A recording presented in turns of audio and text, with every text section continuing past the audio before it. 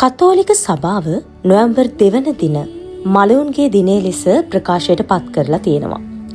අනෙක් කිසිදු ආගමක නොමැති කතෝලිකයන් විසින් පමණක් සිහිපත් කරන, ගෞරව කරන, අප අතරින් වියෝ වූ අම්මලා, තාත්තලා, සහෝදර සහෝදරියන් හා නෑදෑ හිතමිතුරන්ගේ මතක ආවර්ජනය කිරීමටත්, ඔවුන් වෙනුවෙන් ස්වර්ග රාජ්‍ය, ඔවුන්ගේ එම ගමන දක්වා ඔවුන් වෙනුවෙන් යාඥා කිරීමටත් සියලු කතෝලික බැතිමතුන් අද දින සුසාන භූමියට මල්, ඉටිපන්දම්, හඳුන් කූරු අරගෙන පැමිණෙනවා.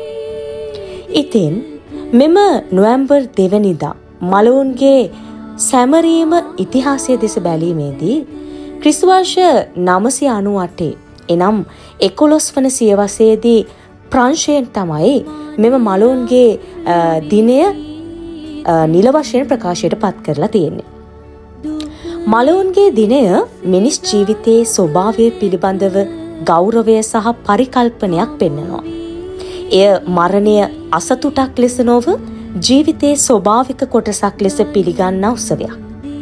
මලවුන් සමග සබඳතා අහිමි නොවි මතක තුළ ජීවත් වෙන බවට විශ්වාසයේ ඉදිරිපත් කිරීමක්. ස්වර්ග රාජ්‍ය කරා ගොස් ජේසුස් වහන්සේගේ ශ්‍රීවත මණ්ඩලය දැකීමේ භාග්‍ය හිමිවන්නට ගියා.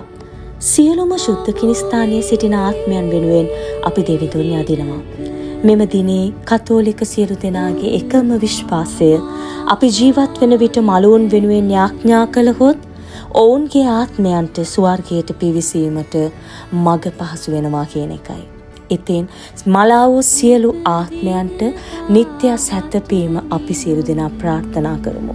මරණය කියන එක නිත්‍ය දෙයක්. අපි සියලු දෙනා ඒකට මුහුණ දිය යුතුයි.